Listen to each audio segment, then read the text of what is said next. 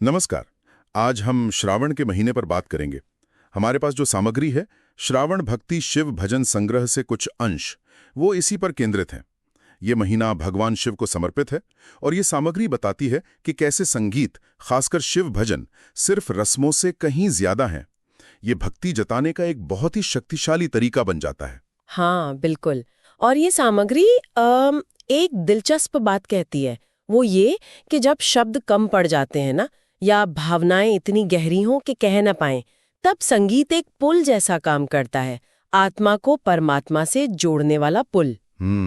और श्रावण में तो इसका महत्व और भी बढ़ जाता है, क्योंकि ये महीना है ही ध्यान और भक्ति का, और संगीत इस एहसास को, इस भाव को जगाने में कमाल का काम करता है। सही कहा। ये हमें याद दिलाता है कि भजन मतलब भक्ति गीत, वो किसी भी उम्र के इंसान को रिवाजों से परे सीधे शिव से जोड़ सकते हैं। बिल्कुल। तो ये जुड़ाव होता कैसे असल में? सामग्री बताती है कि भजन सुनने के कई सीधे फायदे हैं। अच्छा, जैसे कि? हाँ, जैसे घर में एक पॉजिटिव, एक दिव्य ऊर्जा का माहौल बनना, मन और दिल को शांति मिलना। हाँ, ये तो है। ध्यान या पूजा का जो अनुभव है, उसको और गहरा करना। राइट। यहाँ तक कि मतलब परिवार को साथ लाने का भी एक जरिया है ये। भावनात्मक सुकून भी। और ये सिर्फ महसूस करने की बात नहीं है, है ना? इसमें एक तरह से ध्वनि कंपनों का विज्ञान भी छुपा है। हाँ। वो कैसे? जैसे भजनों में जो स्वर होते हैं, जो लय होती है, वो सीधे सीधे हमारी मानसिक स्थिति पर, हमारे मूड पर असर डालते हैं और आसपास के माहौल पर भी एक तरह का आध्यात्मिक वातावरण, एक डिवाइन वाइब बनाते हैं। अच्छा। तो संगीत सिर्फ बैकग्राउंड में बजने वाली चीज नहीं है, बल्कि वो सक्रिय रूप से भक्ति के अनुभव को बनाता है। ये महज रस्मादायगी नहीं है, ये तो आत्मा का सीधा संवाद है परमात्मा से। ये बहुत दिलचस्प बात है। सामग्री में कुछ भजनों की एक लिस्ट भी सुझाई गई है। हाँ। और उसमें जो विविधता है वो काफी रोचक है। हाँ, मैंने भी देखा। एक तरफ तो रावण रचित शिव तांडव स्तोत्रम का जिक्र है। काफी शक्तिशाली स्तोत्र है ये। कहते हैं सुबह या पूजा के बाद सुनने से एक अलग ही ऊर्जा मिलती है। और दिलचस्प बात ये कि बच्चों को भी इसकी लय पसंद आती है। हाँ, उसका रिदम बहुत कैची है। बिल्कुल। और दूसरी तरफ अनुराधा पौडवाल जी का गाया ओम नमः शिवाय है। वो एकदम शांत है, ध्यान में ले जाने वाला, जैसे कोई आध्यात्मिक लोरी हो। हाँ, वो बिल्कुल अलग मूड का है। और यही विविधता, यही इसकी खासियत है। ये दिखाता है कि भक्ति के कितने अलग अलग रंग हो सकते हैं। हाँ। कभी ऊर्जा से भरपूर, कभी एकदम शांत, बिल्कुल शांत, है ना? कभी भावनाओं से भरा हुआ, हाँ। कभी आनंदमय। हाँ। और स्त्रोत में अलग अलग मौकों के लिए भी सुझाव हैं। हाँ, जैसे हे शिव शंकर का जिक्र है, शायद निजी प्रार्थना के पलों के लिए। हाँ। शिव भोला भंडारी है, जो शायद समूह में गाने या सुनने के लिए ज्यादा उपयुक्त हो। और जय शिव ओंकारा तो है ही। हाँ, वो तो पारंपरिक आरती है, शाम को परिवार के साथ गाने के लिए। और ये भजन अलग अलग पीढ़ियों को भी जोड़ते हैं।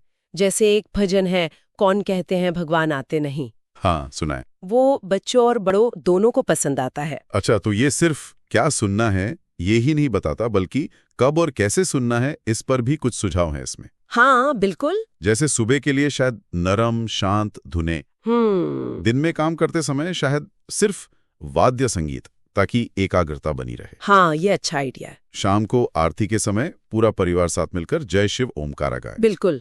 और रात को सोने से पहले मन शांत करने के लिए शायद हे शिव शंकर जैसा कोई भजन। सही। और इन्हें कहीं भी सुन सकते हैं, घर पर स्पीकर पर, या मान लीजिए सफर कर रहे हैं तो हेडफोन पर। मतलब फ्लेक्सिबिलिटी है। और हाँ, इसी रोजमर्रा के अभ्यास को थोड़ा और आसान बनाने के लिए सामग्री में कुछ संसाधनों का भी जिक्र है, जैसे वाराणसी डिवाइन सर्विसेज (VDS). अच्छा, वो क्या करते हैं? वो तैयार प्लेलिस्ट देते हैं, पूजा किट भी होती हैं उनके पास, यहाँ तक कि रुद्राभिषेक की लाइव ऑडियो स्ट्रीम जैसी चीजें भी उपलब्ध कराते हैं। ओके। तो ये दिखाता है कि आजकल भक्ति के अनुभव को गहरा करने के लिए प्रैक्टिकल मदद भी मौजूद है, जो शायद आजकल की भागदौड़ भरी जिंदगी में लोगों के लिए काफी मददगार हो सकती है। हाँ, ये बात तो है। तो कुल मिलाकर इस सारी बातचीत का, इस सामग्री का सार क्या निकलता है? मेरे ख्याल से मुख्य संदेश यही है कि श्रावण में संगीत के जरिए दिल से की गई भक्ति अपने आप में एक बहुत अनमोल भेंट है भगवान शिव को। जैसा कि श्रोत में कहा गया है, संगीत को अपना मंत्र बनने दें। बिल्कुल। और ये एक दिलचस्प सवाल भी खड़ा करता है सोचने के लिए। ये सामग्री सुनने और गाने पर तो काफी जोर देती है, पर क्या ऐसा हो सकता है कि संगीत की लय को सिर्फ अंदर ही अंदर महसूस करना, मतलब बिना आवाज किए, जैसे मन में कोई जाप चल रहा हो या बस दिल की धड़कन के साथ उस लय को महसूस करना, क्या ये भी श्रावण के दौरान भक्ति का एक रूप माना जा सकता है, एक निजी गहरा तरीका? ये सोचने वाली बात है। शायद ये भी उतना ही महत्वपूर्ण